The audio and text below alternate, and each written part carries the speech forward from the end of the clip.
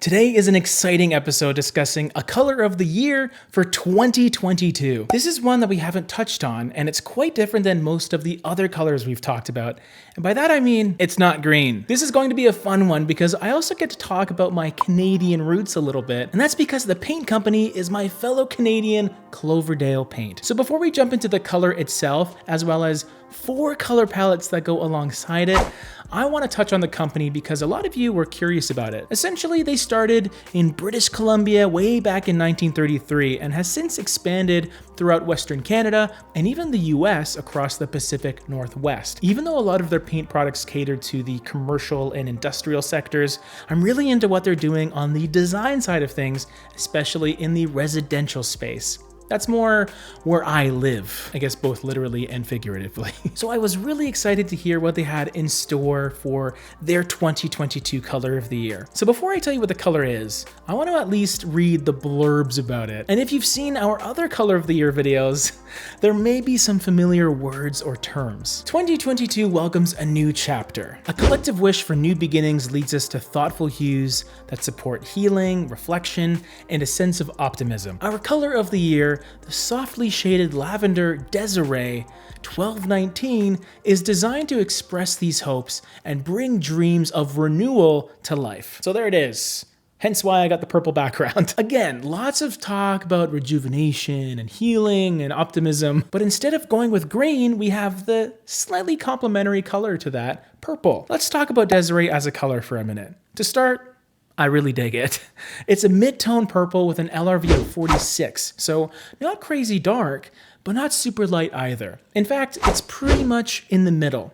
What I like about it is it has a slight shaded quality to it with some black, but also a red undertone that gives it a wild berry juicy feel. So clearly this is a color that may not be for everyone. I mean, if you're not the type of person to rock pink or purple walls in your family room, this may be a color you would just limit to bedrooms or perhaps bathrooms. At the very least, you could use it in smaller doses in the form of accents. Cloverdale paints, however, are very much about using Desiree as a main color on your walls, and they've shown that through some of their marketing material on their website. Let's actually go to the website to look at the first of several color palettes that the company put together alongside Desiree. Okay, so first it looks like this one is more of an exterior palette, although there's no reason why you couldn't bring this inside because I actually love these colors.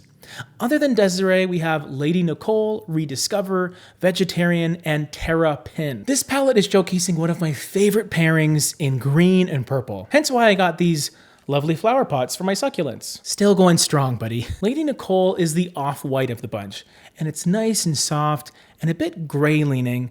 Not overly bright, which I think is a great choice as an exterior paint color specifically. The thing that I will say is there seems to be some slight redundancy with Vegetarian and Terra Pin. Vegetarian is lighter and definitely feels more green rather than brown, but if it were me, I would probably just pick one of the two and leave the palette at 4 colors. But if you wanted a more subtle transition, you could totally keep all 5. Moving on to the next palette, we have Desiree again, except instead of greens, we see a lot of warm gold-based colors in the form of Impulse, Ivory Parchment, Martica, and Dove White. This palette makes a lot of sense to me because purple's relationship with green is actually pretty similar to its relationship with gold or orange. In fact, if we bring up the old color wheel, the 3 create a bit of a triadic color palette.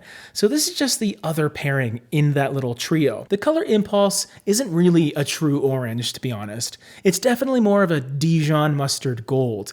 But I will say it still kind of fits the bill here. The other colors are more off-white, specifically Ivory Parchment and Dove White, although neither one is light enough to be deemed as a pure white. Martica is an interesting yellow creamy color, which adds some nice dimension, while Dove White is a little more like a warm light gray for some stability. This palette seems like a slightly less obvious choice, but I can definitely dig it. Let me know which one you're liking so far. So we've gone through gold and green. What about blue? Blue is adjacent to purple on the color wheel, aka it's one of its neighbors. And this palette definitely has that adjacent feeling to it. Desiree, Autumn's Hill, Turk's Cap, Blue Pot, and Happy Tune. The first two are neutrals that are brown and beige with a hint of a red undertone, and red is another neighbor of purple. And then the two blues are quite similar, although Happy Tune is much darker, clearly. I sort of interpret them as light and dark denim. I really like this palette a lot, actually. There's a lot of ways you can utilize browns and creams in your decor or your flooring, and then the purples and blues can manifest as paint or accent colors to complete the overall look. I wouldn't call all 5 colors together as adjacent because there's enough of a difference between them, but if we're just thinking of undertones specifically, we have red, purple, and blue. So it's pretty cool, very cohesive. Now this color palette that we have here is probably the most eclectic of the bunch. It's definitely more vibrant and fun, especially when we see that one zingy accent color. So as usual, we start with Desiree. Then you have 2 neutrals of varying depth in Fireplace Mantle and Sheepskin, followed by Madonna Blue, which is almost like a slightly more violet version of Happy Tune from the last palette. And then to top everything off, we have Yellow Umbrella. I mean, that's clearly the color that stands out right there. And even though it's described as a yellow, it really has a strong green undertone in it as well. I can see what Cloverdale's doing here. They're describing it as a palette that you would use in yoga studios or fitness areas or bathrooms, but I wouldn't really put this palette, especially with that greeny yellow, in a hallway, for example. It's more of a standout statement palette. I'm really impressed with the bold use of purple. It's just something a bit different and fun. I think we're all here for a bit of fun, am I right? Unless you're here to learn something, then, kudos to you. Let me know what was your favorite palette down below, and here are some other color palettes that I put together. Maybe not quite as good as Cloverdale, but I'm just trying my best.